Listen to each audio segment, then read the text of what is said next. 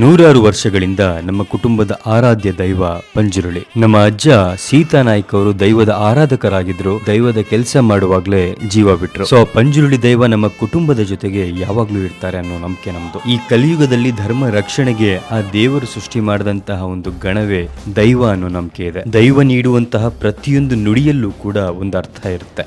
ದೈವದ ಕೋಲ ಅಂದರೆ ಅದು ದೈವಕ್ಕೆ ನಾವು ಮಾಡುವಂತಹ ಒಂದು ಸೇವೆ. ಅದನ್ನು ಯಾವತ್ತೂ ಕೂಡ ಮನರಂಜನೆಯ ರೀತಿ ನೋಡಬಾರ್ದು. ಪಂಜುರುಳಿ ದೈವಕ್ಕೆ ಒಂದು ಬೆಳ್ಳಿಯ ಗಗ್ಗರ ಮಾಡಿಸ್ಕೊಡ್ಬೇಕು ಅನ್ನೋದು ನನ್ನ ಬಾಲ್ಯದ ಕನಸಾಗಿತ್ತು. ಕಳೆದ ವರ್ಷ ಪಂಜುರುಳಿಯ ಕೋಲಕ್ಕೆ ನನ್ನ ಕನಸು ನನಸಾಯಿತು. ಒಬ್ಬ ಸಾಮಾನ್ಯ ಹುಡುಗನಾಗಿದ್ದ ನನ್ನನ್ನ ಒಬ್ಬ ಪರಿಪೂರ್ಣ ವ್ಯಕ್ತಿಯನ್ನಾಗಿ ರೂಪಿಸಿದ್ರು. ನನಗೂ ನನ್ನ ಕುಟುಂಬಕ್ಕೂ ಹಲವಾರು ದುಷ್ಟರನ್ನ ಎದುರಿಸುವಂತ ಶಕ್ತಿಯನ್ನ ಕೊಟ್ಟು ಒಳ್ಳೆ ದಾರಿಯಲ್ಲಿ ನಡೆಸಿದ್ರು. ಆ ದೈವ ಎಲ್ಲರಿಗೂ ಕೂಡ ನುಡಿಯನ್ನ ಕೊಡಲ್ಲ, ಆದರೆ ಆ ನುಡಿಯನ್ನ ಕೊಟ್ಟರೆ ಆ ಮಾತನ್ನ ನಡೆಸ್ತೇ ಬಿಡಲ್ಲ. ದೇವರಿದ್ದಾನ ಇಲ್ವಾ, ಯಾವ ದೇವಸ್ಥಾನವನ್ನ ಯಾರು ನಡೆಸ್ತಿದ್ದಾರೆ ಅನ್ನೋದಕ್ಕಿಂತ ದೇವರ ಮೇಲೆ ನಮಗಿರುವಂತಹ ನಂಬಿಕೆ ಬಹಳ ಮುಖ್ಯ. ನಾನು ಅದೆಷ್ಟೇ ಓದಿದ್ರೂ ಕೂಡ ನಾನು ಯಾವತ್ತೂ ಕೂಡ ನಮ್ಮ ಸಂಸ್ಕೃತಿಯನ್ನ ಪ್ರಶ್ನೆ ಮಾಡೋದಕ್ಕೆ ಹೋಗೋದಿಲ್ಲ.